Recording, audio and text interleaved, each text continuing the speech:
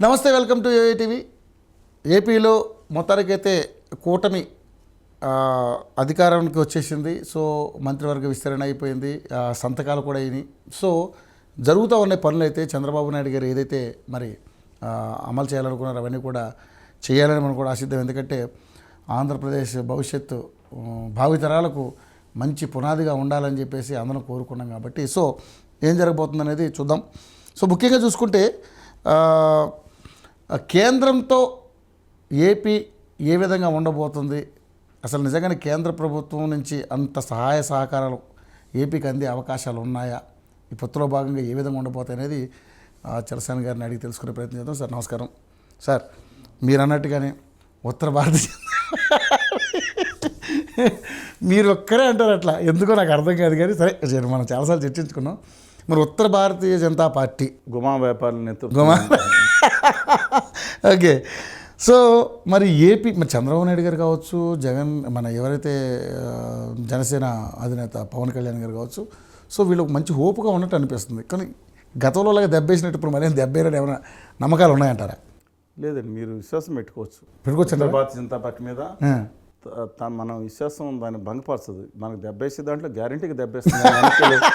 దాంట్లో నమ్మకం పెట్టుకోమన్నారా? అది దాంట్లో గ్యారంటీ పెట్టుకోండి. నమ్మక ద్రోహం నయం వచ్చిన కాపీ అడ్రస్ కొని ఉత్తర భారతీయ జనతా పార్టీ, భారతీయ జనతా పార్టీ కాదు, వాజ్పేయి గారు, శ్యాంప్రసాద్ ముఖర్జీ అదే సార్లు చెప్తున్నా, భారతీయ జనతా పార్టీ నేను అనలేను.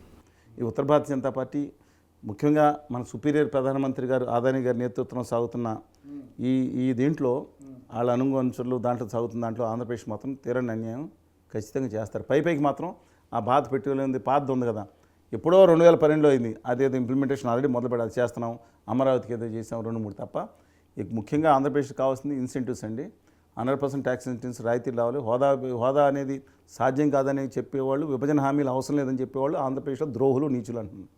ద్రోహులు నీచులు, విభజన హామీలు ఇంకా అవసరం ఉందనుకునే వాళ్ళు ఆంధ్రప్రదేశ్కి పెను శాపం. వీళ్ళు చెప్పి గుజరాతీ బంద్ చేసుకోమండి, వెళ్ళి గుజరాతీ భాషలో అక్కడ బంద్ చేసి బందీ శాన పెట్టుకోమనండి. అందువల్ల నేనేం కోరుకుంటున్నానంటే అలా లేకపోతే ఇంకోటి కానీ గుజరాతీ దేశమో గుజరాతీ కాంగ్రెస్ అని పెట్టుకోమనండి, ఇబ్బంది లేదు. ఎవరి పార్టీలో, ఎందుకంటే ప్రతి పార్టీలో వాళ్ళకి బంద్ చేసేవాళ్ళు ఉన్నారు. అందుకనే ఒకటే కోరుకుంటున్నాను నేను, డ్యూ రెస్పెక్ట్స్ టు ఎవరిబడి. ఆంధ్రప్రదేశ్కి ఇవాళ మంచి అవకాశం వచ్చింది.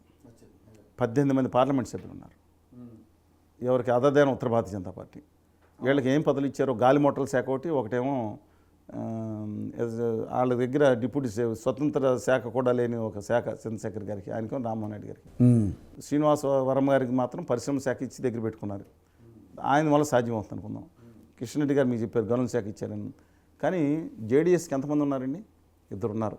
కేంద్ర క్యాబినెట్ వచ్చింది. హిందుస్థాన్ వికాస్ మంచికి ఎంతమంది ఉన్నారని మాంజీ గారు ఒకే ఒక ఎంపీ, ఆయన కేంద్ర క్యాబినెట్లో స్థానం. సహాయ శాఖ మంత్రి స్వతంత్ర హోదా కాదు, డైరెక్ట్ కేంద్ర క్యాబినెట్లో స్థానం కల్పించారు. ఇవన్నీ చూస్తూ ఉంటే ఆంధ్రప్రదేశ్కి 18 జనసేనకి 2 సభ్యులు ఉన్నారు. అందులో బాలశౌరి గారు సీనియర్ కదండి, 3వసారి ఎంపీగా ఎలక్ట్ అయ్యారు కదా. ఏ విధంగా తక్కువ ఆయనకి? ఎందుకు రాకూడదు? ఈ నేపథ్యంలో నేను ఖచ్చితంగా జనసేనకిను జేడీఎస్కి తేడా ఏంటి? ఆయన మాజీ ముఖ్యమంత్రి చేస్తే ఇవాళ పెట్టండి. ఆయన మైసూరులోని మాండ్యాల ప్రాంతానికో లేకపోతే పాత మైసూరు ప్రాంతానికో ఆయన బాగుంటారు. కళ్యాణ్ గారిని మీటింగ్ పెడితే మైసూరులో కాదు, మైసూరులో కూడా ఆయన 25,000 మంది వస్తారు. కళ్యాణ్ బాబు గారికి మంచి ఉంది. దురదృష్టం ఏంటంటే దిక్కుమాలి అడ్వైజర్ పెట్టి ఉత్తర భారతీయ జనతా పార్టీ నెడుతున్నారు తప్పితే, అదర్వే దమ్ముడిని నిలబడితే తెలుగు 2 రాష్ట్రాలని తిరిగి దమ్మున్న వ్యక్తిగా హక్కులకు దక్షిణాదికి అన్యాయం జరుగుతుందని గళం ఎత్తారు. ఆయన చాలా అద్భుతంగా మాట్లాడారు. చూస్తూ ఉంటారంటారా పవన్ కళ్యాణ్ గారు? ఏదండి ఇప్పుడు ఒకవేళ ఇలాంటి అన్యాయం జరిగితే ఆయన సంగతి నాకు తెలియదు కానీ మిగతాది మాత్రం చెప్తున్నాను. కేంద్రంలో మనకు న్యాయం జరగట్లేదు, జరగడానికి ఛాన్సెస్ తక్కువ ఉన్నాయి. ఆల్రెడీ బీ టీం పెట్టుకోవడానికి అదానీ గారు అనే కంపెనీ రెడీ చేశారంట. అది 2/3 మెజార్టీ కింద ఆయన చీల్చేయటానికన్నా లేదంటే ఇంకో దానికన్నా సరే వాళ్ళు ప్లాన్ చేశారంట. ఒక్కసారి ఆప్షన్ బ్యాకప్ పెట్టుకోగానే వీళ్ళని ఆడుకోవడానికి తీసుకుంటారు. ఆల్రెడీ ఆపరేషన్ బిర్డా కార్యక్రమంలో తెలుగుదేశం పార్టీని ఫినిష్ చేయడానికి గత 5 సంవత్సరాలు చూస్తుంటే చంద్రబాబు నాయుడు గారు మొండిగట్టం కాబట్టి ఆ పార్టీని లేదు బూత్ స్థాయి నుంచి నిర్మించిన వ్యక్తిత్వం నిలబెట్టుకుంది కాబట్టి పార్టీకి ఎన్టీఆర్ గారు అభిమానులు ఒకటి నిలబడిపోయిందండి. అలాంటిది టకేల్మని వాళ్ళు వైకాపా పడిపోయిన తర్వాత ఏదో పార్లమెంట్లో 15 మంది సభ్యులు ఉన్నారు కాబట్టి 39 మంది నిలబడుతున్నాయో కానీ అది నిలబడటానికి సస్టైనబిలిటీ లెవెల్ తిరిగి పోరాడటానికి ఫినిక్స్ దాకా పోరాటం చెప్పి చాలా కష్టం అవుతుంది. అలాగే తెలంగాణ రాష్ట్రం మీద కుదిలేపోయి ఎక్కడంటో కూడా తెలియని పరిస్థితిలో ఉంది. ఇవాళ చంద్రబాబు నాయుడు గారు జైల్లో అరెస్ట్ చేసిన దాంట్లో కేంద్రంలో ఉన్న సుపీరియర్ ప్రధానమంత్రి గారు అదానీ గారు అండ్ కంపెనీ హస్తం లేదంటారా మీరు? డెఫినెట్గా మీరు ప్రజలు మీరు కనుక్కోవచ్చు. అందువలన నా ఉద్దేశం ఏంటంటే స్పష్టంగా ఇవాళ అందరూ కలిసి ఏకం అవ్వాలి. నేను అఖిలపక్షం పిలవాలి. జనసేనలో ఉన్న ప్రముఖ నేత కూడా నాతో టీవీ మాధ్యమంగా అందరూ మేము చర్చలో పాల్గొంటూ మాట్లాడతాం. శ్రీనివాస్ గారు ఖచ్చితంగా అఖిలపక్ష కమిటీ వేయాలంటాం. ఆంధ్రప్రదేశ్ విభజన హామీల ప్రత్యేక హోదా మీద మనం అడుగుదామండి. మేము we are for that is the spirit of నా తెలుగు బిడ్డగా ఆయన స్పిరిట్ అది. లోకేష్ గారు కూడా మాట్లాడారు, విభజన హామీల గురించి మాట్లాడుతుంది. ఫైట్ చేస్తాం, నేను కూడా ఫైట్ చేయమని ఇమీడియట్గా. ఎందుకండి మొన్నే అయ్యింది, అలయన్స్ అయింది, వచ్చారు, నెమ్మదిగా రిక్వెస్ట్ చేసి సాధించింది. బట్ దిస్ గోల్డెన్ అవర్ అండి. ఒక్కసారి గౌరవ మన సుపీరియర్ ప్రధానమంత్రి అదానీ గారి బ్యాచ్ ఒక్కసారి మెజార్టీలోకి వచ్చేస్తే మన lecture this is the most important 3 months, most important time. ఇవాళ మనం రిక్వెస్ట్ చేస్తారా, బతిమాలతారా? నేను దెబ్బలాట పంటలా వెళ్ళి మీరు హోదా విభజన హామీలో వచ్చే రాయితీలు, గుజరాత్కి గిఫ్ట్ సిటీకి ఇచ్చిన రాయితీలు ఆంధ్రప్రదేశ్కి 10 సంవత్సరాలు తెచ్చుకోండి. ఎక్కడికో వెళ్ళిపోతాం మనం. ప్రతి ఇక్కడ కుర్రాళ్ళు అద్భుతమైన యువత శక్తి ఉందండి. వాళ్ళు దేశానికి మార్గదర్శనం చూపించే కెపాసిటీ ఉంది. వాళ్ళ తెలంగాణకు కూడా విభజన హామీలు అమలు చేస్తే ధైర్యంగా వాళ్ళు నిలబడి తెలుగు జాతి 14 కోట్ల మంది నిలబడతారు. కానీ ఆపరేషన్ బిరడా కార్యక్రమం పెట్టిన తర్వాత ఇవాళ డెఫినెట్గా ఆంధ్రప్రదేశ్కి అన్యాయం జరగబోతుంది. కానీ పవన్ మేరా సాథ్ హై, పవన్ సునామీ హై ఇదే చెప్పాడు. సునామీ కాదనా, అందే తుఫాన్ అదే. ఆయన డెఫినెట్గా ఇవాళ ఆయన జగన్మోహన్ రెడ్డి గారిని పెట్టి చంద్రబాబు నాయుడు గారిని కొట్టారు, చంద్రబాబు నాయుడు గారిని పెట్టి జగన్మోహన్ రెడ్డి గారిని కొడతారు, పవన్ కళ్యాణ్ గారిని పెట్టి రేపు పొద్దున్న చంద్రబాబు నాయుడు గారిని కొడతారు. రాసుకోండి. సో కళ్యాణ్ గారు ఒప్పుకుంటారు లేదా నాకు తెలియదు. I don't, because the relation వాళ్ళిద్దరి మధ్యన అండర్స్టాండింగ్ చంద్రబాబు నాయుడు గారి దగ్గర కెమిస్ట్రీ బాగా వర్కౌట్ అవుతుంది. But I don't know. But వీళ్ళకన్నా వాళ్ళు దుర్మార్గంగా భార్య భర్త మీద పుల్ల పెట్టేవాళ్ళు ఉంటే బీజేపీ వాళ్ళు ప్రపంచం మీద మాత్రమే పుల్ల పెట్టే కంపెనీ ఉందండి వాళ్ళకి. పెద్ద మ్యానుఫ్యాక్చరింగ్ క్యాపిటల్ షిప్పు లాగా పెద్ద అగ్గిపేళ్ళకు తయారీ ఫ్యాక్టరీ ఉంది వాళ్ళతో. దానికోసం చెప్పే దక్షిణాది మీద దండయాత్ర. దక్షిణాది నా దేశం కాదు, ఇండియన్స్ మేము, ఈ దేశం మూలవసం. దక్షిణాది మీద దండయాత్రని మాట్లాడతారు. వాళ్ళు మాట్లాడారు. ఆ కిరణ్ కుమార్ రెడ్డి గారిని లాస్ట్ బాలెట్ ఆంధ్రప్రదేశ్ మీద ఆయన కూడా మాట్లాడారు. మీకు పంపిస్తాను దక్షిణాది మీద దండయాత్ర అంటే. ఎవరి మీద దండయాత్ర చేస్తారండి? నా తెలుగు జాతి ప్రజల మీద దండయాత్ర చేస్తారా? తమ హక్కుల కోసం, ఆత్మగౌరవం కోసం మీరు డైరెక్ట్గా రైట్ రాయల్గా ఆంధ్రప్రదేశ్కి హోదా విభజన హామీలు ఇచ్చి మిగతా 9 సంవత్సరాల నుంచి చేసిన అన్యాయాన్ని బడ్జెట్లో నమ్మక ద్రోహాన్ని సరిచేసి మీరు అధికారంలోకి రండి. తప్పే ఉందండి భారతీయ జనతా పార్టీ అధికారంలోకి వస్తే.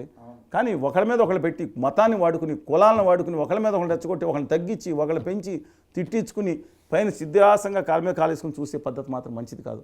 With due respect to I'm humbly requesting the people of Andhra Pradesh, please awake, arise. నిజంగా. ఎందుకంటే ఇప్పుడు నా గతంలో ఇప్పుడు ప్రమాణ స్వీకారానికి వచ్చి ఇంత మట్టేసి ఇంత నీళ్ళేసి వెళ్ళిపోయిన పరిస్థితులే మళ్ళీ పునరావృతం అవుతాయా అనేది చాలామంది చర్చించుకుంటున్నారు. నిన్న ఆయన ఎన్డీఏ సభ అండి, మంత్రులు గ్రూప్ ఫోటో పెట్టండి మీ దగ్గర ఉంటాడు. ఎవరన్నా ఏ మంత్రి అన్నా గ్రూప్ ఫోటో ఎక్కడితో తీయించుకుంటారు? గవర్నర్, ముఖ్యమంత్రి గారితో తీయించుకుంటారు. నేను ఆయన 10 గ్రూప్ ఫోటోలు ఎత్తికాను. ప్రధానమంత్రి గారికి ఏంటి సంబంధం? వచ్చాడు, గౌరవంగా ఫోటో దిగారు, ఆయన అయిపోయింది. ఏంటండి నేను ఆయన చేసిన ఆయన షో ఏంటి? 0.5 ఓట్లు ఉన్నాయి ఆంధ్రప్రదేశ్లో. వాళ్ళకి 0.8 తగ్గిపోయి 0.5 ఉంది. చంద్రబాబు నాయుడు గారు జైల్లో వేయించి జగన్మోహన్ రెడ్డి గారిని 6 సీట్లు ఇవ్వని చెప్పి 3 సీట్లు ఆయనకి డమ్మీ క్యాండిడేట్లో లేదా మామూలుగా ఎక్కువ కొన్ని మంచి క్యాండిడేట్ పెట్టినా మిగతా సాయం చేయకుండా పక్కన పెట్టి సీట్లు తగ్గించుకుని ఇవాళ చేసింది ఏంటండి? ఇవాళ 0.5 ఉన్న 25% సీట్లు తెచ్చుకున్నారు, ఎంపీ సీట్లు. ఇవాళ ఒకటి చెప్తాను, నిజంగా ఇది పవన్ ద్వారా వచ్చింది అంటారా, లేకపోతే చంద్రబాబు ద్వారానే ఇప్పుడు ఇక్కడ ఏపీలో ఇటువంటి పరిణామాలు చోటు చేసుకుని అంటారా? నాకు అందరూ కావాలి. అలా కదా, ఎందుకంటే బీజేపీ మీరు అన్నట్టుగానే గారు, రామకృష్ణ గారు, జగన్ గారు, బట్టి విక్రమార్క గారు, రేవంత్ రెడ్డి గారు, ప్రవీణ్ గారు, చాడ వెంకటరెడ్డి గారు, వీరభద్రం గారు, అందరూ కావాలి నాకు తెలుగు జాతి పెట్టలు. నేను అలా అంటాను. నేనేదండి పార్టీ అక్కడ అంత బలోపేతంగా పుంజుకోవడానికి అన్ని సీట్లు రావడానికి కారణం ఏమీ లేదండి. ఇదేం లేదు. జగన్ గారు ఉండాలా లేదా, జగన్ గారి పిలుపాన్ని దీని మీద నడిస్తే ఉత్తర భారతీయ జనతా పార్టీ డామని పడిపోయింది. నేను అదే మీరు అన్ని దాని మీద చూపిస్తున్నాను. దయచేసి ప్రతి ఒక్కళ్ళు దయచేసి ఈ పాయింట్ ఒకసారి చూడండి. నేను చెప్పింది తప్పో లేదో చూడండి. అరకు వ్యాలీ అనే ఉంది కదండి, అరకులో టీడీపీ జనసేన కలిపి 5 సీట్లు ఎక్కింది. అరకులో వైసీపీ 2, టీడీపీ 4, 1 జనసేన 5 ప్లస్ 2 నెగ్గింది. ఎంపీ మెజార్టీ 50,000 వచ్చింది. 32,202 వీళ్ళందరికీ మెజార్టీ వచ్చింది కూటమికి. మరి ఎంపీ ఎలా నెగ్గింది? 50,000. పోనే cross voting last time 6 side నెగ్గింది అనుకున్నాం. క్రాస్ ఓటింగ్ 83,442 జరిగింది అక్కడ. ఇంకో విషయం చెప్తా, జనం విస్మరించింది. కుత్తి కొడల నక్షత్రం communist party, Marxist communist party ఎన్ని ఓట్లు వచ్చింది తెలుసా మీకు? దాదాపు 1,25,000 ఓట్లు వచ్చింది. నమ్మట్లేదు. ఎందుకని వేయట్లేదు మీడియా ఇది? అరకులో ఏంటి, ఇక్కడ ట్రైబలైజ్ అంటే మన ప్రాంతంలో లేదా? 1,25,000 ఓట్లు సిపిఎం పార్టీకి వచ్చింది. అక్కడ ₹1 ఖర్చు పెట్టలేదు. పాలబెడ ఖర్చు పెట్టారు. షర్మిలగాలుగా 100,000 కోట్లు లేవు. అలాంటి పార్టీకి వస్తే మాట్లాడలేదు. ఇవాళ 50,000 ఓట్లు పైకి నోటా వచ్చినాయి. దక్షిణ భారతదేశంలో ఐఎస్టీ వాళ్ళ నోటా. ఇండోర్ అది వేరే సంగతి, ఎవరు నచ్చపోవటం. ఎందుకు రాయలేదు అంటే 50,000 ఓట్లు, వీళ్ళ 1,25,000, వీళ్ళ క్రాస్ ఓటింగ్ 2 లక్షలు. అంటే బీజేపీ అంటే అభిమానం ఉందా? బీజేపీ వల్ల. కానీ జగన్మోహన్ రెడ్డి గారు ఏం చేశారు? ఆ రాజమండ్రి, అనకాపల్లి ఇది సీట్లు కమలార్పణ చేశారు. రఘురామకృష్ణరాజు గారు కనుమూరు అని ఒక ఆయన ఉన్నారు. ఆయనకి కనుక సీట్ ఇవ్వకపోతే పువ్వులో పెట్టిస్తా ఉన్నారు. పోనీ ఆవిడకి ఇచ్చారు. ఉమాబాల గారిని మాకు తెలియదు, కౌన్సిలర్ అనుకుంటా, మంచి ఆవిడ అంటే చెప్తారు. I don't respect them. But వాళ్ళకేం అండగా లేదు అంటే పువ్వులో పెట్టి వాళ్ళు బీజేపీని గెలిపించడానికి మ్యాచ్ ఫిక్సింగ్ మోసం చేశారు వాళ్ళు. వేసారు జగన్మోహన్ రెడ్డి గారు. ఎందుకండి? గొర్రె తాను నన్ను నరికివాడు నమ్మినట్టు నమ్ముతుందని. ఇవాళ ఇంకోటి చెప్తున్నాను. కడపలో 2 సీట్లు వైకాపా, 5 సీట్లు కూటమి. ఎమ్మెల్యేస్ మెజార్టీ 24,252 ఓట్లు. అంటే నెగ్గేయాలి. ఆల్మోస్ట్ 1 ఓట్లు అటు ఇటు దొరికినా నెగ్గాలి. కానీ వైసీపీ 62,000 ఓట్లు మెజార్టీ తగ్గితే 86,941 ఓట్లు కాసినాయి బీజేపీకి వద్దని. నేను చెప్పింది దయచేసి గమనించండి. అపార్ట్ ఫ్రమ్ ఇంకోటి చెప్తున్నా. షర్మిల గారు 1,41,000 ఓట్లు. ఒక ఓటు అన్నకే, ఒక ఓటు తనకి ఏమైనా వాళ్ళ తరఫున వైఎస్ఆర్ తెలంగాణ పార్టీ వాళ్ళు వచ్చారంట. బాగా ఆయన అధ్యక్షులుగా పనిచేశారు కదా. రేవంత్ రెడ్డి గారు చెవులో తుప్పు రక్తం కారింది కదండి ఆవిడ దానికి. అక్కడికి నా ఆంధ్ర రాష్ట్రం, మా రాష్ట్రం పేరు కూడా ఉచ్చరించలేదు. నాకు తెలుగు ఆంధ్ర కావాలి. నాకు ఒక ప్రాంతాన్ని వద్దనుకోలేదు నేను. ఇప్పుడు ఆవిడ వద్దనుకున్నారు. అదే పక్క రాష్ట్రం అన్నారు. ఆఖరికి ఆంధ్రప్రదేశ్ పేరు కూడా ఉచ్చరించలేదు. 5 సంవత్సరాలు హోదా విభజన హామీల కోసం ఉద్యమించే చూడలేదు. ఈవిడ వచ్చారండి ఉద్యమానికి. ఎంత దుర్మార్గంగా వ్యవహరించారండి ఆవిడ ఉద్యమం చేసుకోండి. తెలంగాణ గురించి కష్టపడి తప్పలేదు. ప్రత్యేక హోదా గురించి మాట్లాడకుండా ఇవాళ ఆవిడ ఎవరు మాట్లాడతాం లేరండి. చచ్చిపోయినప్పుడు మనుషులు వాళ్ళని మాట్లాడలేదు. ఇవాళ వచ్చి ఆ పక్క రాష్ట్రం నాకు సంబంధం ఏంది అని రాజశేఖర్ రెడ్డి బిడ్డ అని మాట్లాడిన మాట మాట్లాడారు. వాళ్ళ అమ్మగారు కూడా మాట్లాడారు. పక్క రాష్ట్రం నాకు దాసం. ఈవిడ అలాంటిది. పైగా ఒక మీడియా యాంకర్ గారు మాట్లాడుతుంటే వాళ్ళ ఆవిడ పేరు అడిగి, మీ ఆవిడ ఎక్కడ, మీ ఆవిడ అక్కడ, మీ ఆడబిడ్డ అంటే ఈడబిడ్డ కాదు కదా, ఏంటండి ఇవన్నీ మాట్లాడిన ఆవిడ వచ్చారు. సరే, ఆవిడ వాళ్ళ నాన్నగారు ఆస్తుల వాటా కోసం వచ్చారు. జగన్ గారి మీద కక్ష ఇచ్చుకొని వచ్చారు. నాకు అనవసరం, వాళ్ళ ఇష్టం. వాళ్ళు 1,41,000 ఓట్లు తీసుకుంటే ఆ దాంట్లో మెజార్టీ ఓట్లు తెలుగుదేశం పడే ఓట్లు వాళ్ళు చెప్పిన వాస్తవం. అందుకే ఎవరికి నష్టమైందండి? అవసరం క్రాస్ ఓటింగ్ లేకపోతే నష్టమయ్యేది. ఎక్కడైపోయింది.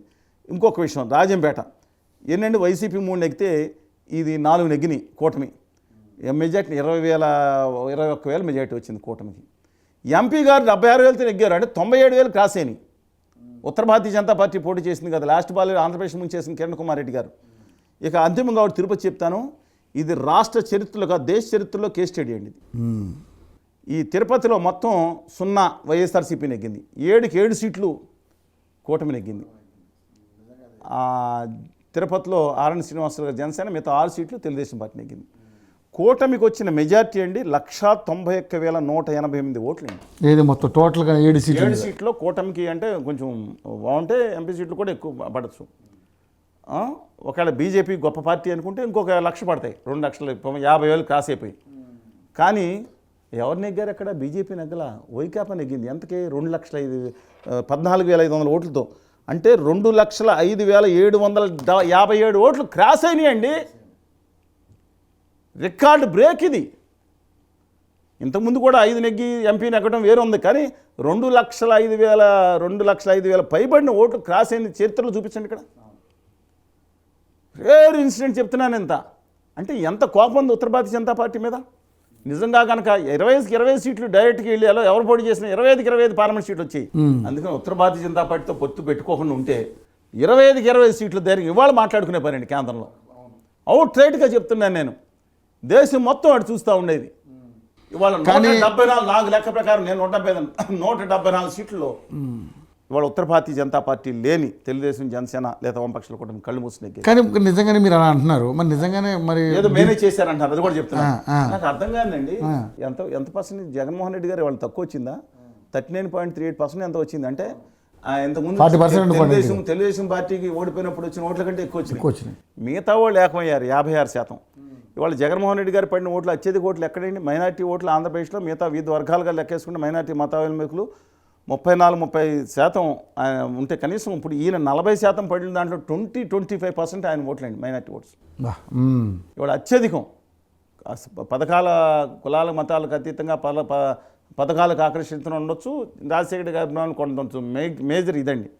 వీళ్ళు ఈ 25 మంది కూడా వెళ్ళిపోయి అక్కడ కలిస్తే 80% అయితే అసలు కూర్చున్న క్యాండిడేట్ ఎవడండి? ఒక వైకాపాకున్న బలమే ఈ మోడీ గారు చేస్తున్న దుర్మార్గాలు, ఆ మతవాదాలు, మత విద్వేషాల వల్ల జరిగిన ప్రమాదం అనుకుని అందరూ వస్తే మణిపూర్ ఘటన కానీ మిగతా ఘటన కానీ ముస్లిం రిజర్వేషన్ తీసేస్తానే తెలంగాణలో అంటే పేరు ఒకటి వచ్చింది కదండి.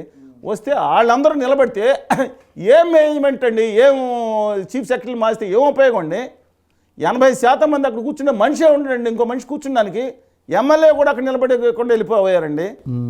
అద్భుతమైన విజయం లభించేది. దేశ చరిత్రలోనే 80% ఓట్లతో అధికారంలోకి వచ్చే అద్భుతమైన అవకాశాన్ని ఉత్తర భారతీయ జనతా పార్టీతో పొట్టుపెట్టుకోగా ఇప్పుడు ఉత్తర భారతీయ జనతా పార్టీ వాళ్ళు అంటున్నారు కేంద్రం నుంచి మాట్లాడుకుంటా వాట్సాప్ యూనివర్స్లో ఏది పొత్తు లేకుండా ఉంటే మేనేజ్ అయ్యేది కాదేమో అని వాళ్ళు ఉత్తర భారతీయ జనతా పార్టీ వాళ్ళ ఖాతాలు వేసుకుంటున్నారు. చంద్రబాబు నాయుడు గారికి ఉంది, కళ్యాణ్ గారికి ఉంది, అయితే వామపక్షాలు కలిస్తే అద్భుతంగా ఉండేదండి. వాళ్ళ ఆపోజిషన్ నోట్ సెకండ్ దాట్ నిజంగా ఇంకొక 40 సీట్లు ఖర్గే గారు ప్రధానమంత్రి అయితే ప్రత్యేక హోదా మీద మొట్టమొదటి సంతకం చేశారు. ఆంధ్రప్రదేశ్ బాగుపడేది, ఒక జనరేషన్ బాగుపడింది. నేను చెప్పిన దాంట్లో 2019 తర్వాత ఎలాంటి గట్టి ఉద్యమం చేసాం, మేజర్ చూపించలేదు. నేను చెప్తున్నాను, ఇవాళ మేము ఉద్యమం ఆపం, కానీ కొత్త ప్రభుత్వం వచ్చినప్పుడు ఆశాసన వాళ్ళు. అంటే నా ఉద్దేశం ప్రకారం కేంద్రంలో ప్రభుత్వం దుర్మార్గమైన కుట్రలు చేస్తూ ఉంది. ఇవాళ రాష్ట్రం అంతా ఏకమై దీని ఇంక్లూడింగ్ చంద్రబాబు నాయుడు గారు, జగన్మోహన్ రెడ్డి గారు అందరూ కలవాల్సిన అవసరం ఉంది. వామపక్షాలు ఎలా కలుస్తాయి? తిట్టుకోవాల్సిన ఎలక్షన్ అయిపోయింది, 5 ఏళ్ళ వరకు ఏందండి రాజకీయాలు?